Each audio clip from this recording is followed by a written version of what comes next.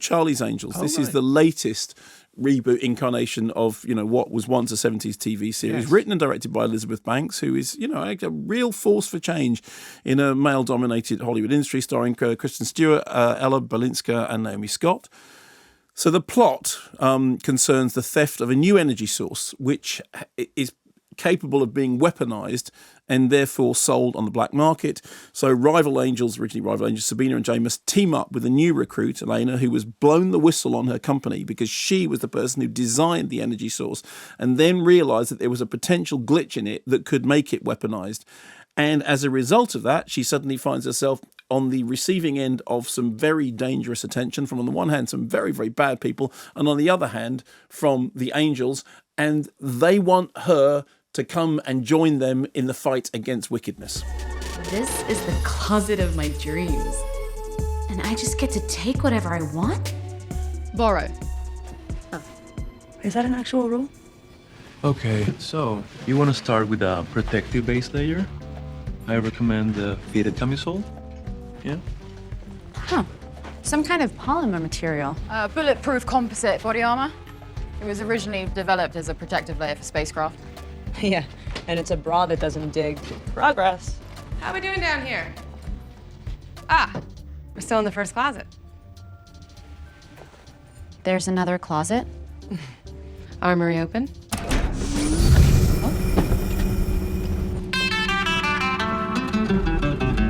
Nice guitar. I know, that's one of those things in which, the sound tells 1,000 pictures, isn't it?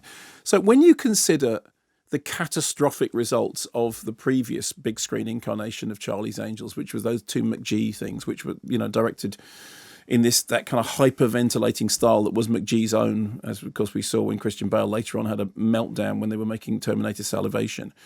And you think about how fundamentally, cheesy and ropey the original TV series was.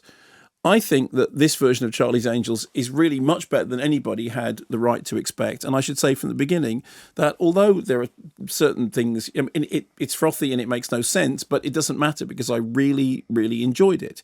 And the reason I enjoyed it is twofold. Firstly, it does a proper update. So in this new world, the Angels are an international organisation. Bosley is now... That's him, I remember Bosley. Yeah, exactly. Everyone remembers Bosley. Bosley is now a code name given to a rank within the Angels organisation. Okay, nice. So in this particular version, Elizabeth Banks is Bosley. Okay. So it is the name that is used, which I think is that's rather well done. And she plays that role with a grand degree of chutzpah. And the plot is fairly standard fare that, this setting the scene as a new technical thing. It could be weaponized. Somebody's looking to buy it on the black market. Somebody's in danger. Now what must happen is that the Angels must go through a series of James Bond-like adventures in order to, stop the bad thing happening with the bad guys. And this will involve some action set pieces. It will involve some undercover work. There's a scene in which they have to go to a party and infiltrate the party. So lots of glitz, lots of glam. And there's also bubbling along in the background a kind of double crossing thread that you don't not entirely sure whose side everyone's on, and there's lots of sort of nice red herrings. And Patrick Stewart at the beginning stands down because he's been with the organisation for a long time, and he stands down. There's a question about has he been pushed out of the organisation, or did he just want to retire anyway? So what I liked was that all the coordinates are fairly sort of straightforward, but what Elizabeth Banks manages to do with it is these kind of nice, neat, not too clumsy subversions. So all the way through the story, our heroines use the traits of sort of dumb male chauvinism to their advantage.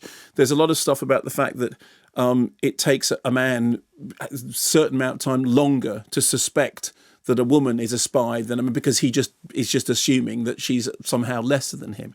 And there's a lot of conversations that are done like that, and they're done very tongue-in-cheek and they're done very archly, but they're also kind of making a point.